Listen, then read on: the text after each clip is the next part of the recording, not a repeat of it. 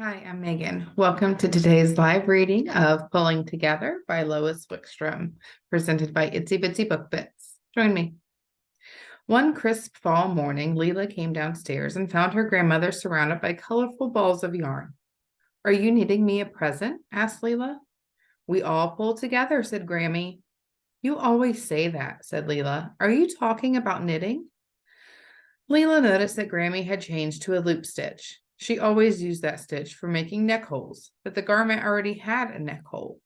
Lila watched and worried. "We all pull together in everything," Grammy said as she started a third neck hole. Lila looked carefully at the poncho. "Are you making a mistake?" "I followed the pattern to the very last stitch," said Grammy. She put down her knitting needles. "It's done. Do you want to try it on?" "Where are the sleeves?" asked Lila. "It's way too big and it has 3 neck holes." Grammy's eyes twinkled. "This is a poncho. Ponchos don't have sleeves. They have 1 neck hole and 2 armholes."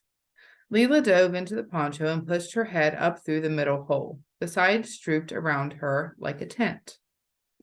She tried to smile. She stuck her arms through the extra neck holes. "Now go and play. This poncho will keep you warm," said Grammy. "Malka is expecting you." Lila had to walk past 2 houses to get to Malka's. Adam wasn't outside, so at least he wouldn't see her in the poncho. Nobody was home at Nate's house either. When she was almost at Malka's house, Nate jumped out from behind a bush. "Is that a monster poncho or something your Grammy made?" Nate waved his toy lightsaber. "You can't run and you can't hide." Lila tried to run, but her legs got tangled in the poncho. When she got to Malka's house, Lila walked under the eaves to the backyard.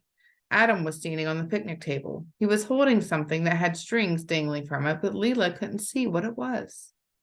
Her best friend Malka also held a string. Hers was tied to a kite that flew above the trees. "Would you like a turn?" called Malka.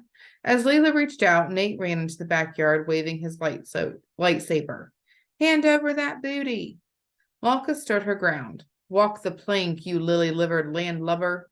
Nate reached for her kite string. Malka grabbed the lowest branch of the maple tree and hoisted herself up. Something tickled the back of Lila's neck. She twisted around and saw that Adam had a new puppet. Adam stepped in front of her. "I move the wooden bars like this, and the puppet's knees bend." "May I try it?" asked Lila, touching one of the strings. Adam looked doubtful, but then he said, "Your Grammy always says we all pull together, but this is something I do by myself." "I'll be careful," said Lila. Adam handed Lila the wooden bars with the puppet strings. When Lila tried to make the puppet dance, its foot got caught in a loop on her poncho. "Hold still," said Adam. "I'll get it free." Lila stopped wiggling. Adam tugged at the puppet's foot. The string snapped. "My Grammy's good at fixing things," said Lila. "Let's go find her." Adam didn't wait. He hugged his puppet to his chest and ran toward Lila's house. A cold breeze tossed Lila's hair. She pulled her arms inside the poncho. Grammy was right. This poncho was warm. But what about Malka? Surely there was room for both of them inside her poncho. Lila ran toward Malka. Nate turned and poked his lightsaber at Malka. She let go of the kite, and Malka jumped down from the tree. "Get in my poncho," said Lila. Malka ducked inside and popped her head up from one of the extra neck holes. "This is fun," she said, "and warm." Nate's face looked pale. His arms had goosebumps. "Let me in your poncho too," demanded Nate. Lila paused and thought. She wished Nate would go away. Then she remembered Grammy's words. "We all pull together." Grammy would want her to let Nate in, but he had to understand what it meant. She said, "We all pull together." "Let me in or I'll shiver your timbers," said Nate, pointing his lightsaber at the girls. "That's not pulling together," said Lila. She and Malka kept walking toward Lila's house. "Bullies deserve to be cold," said Malka. "You have to be nice if we let you inside the poncho," said Lila. Nate stopped swishing his lightsaber and handed it to Lila.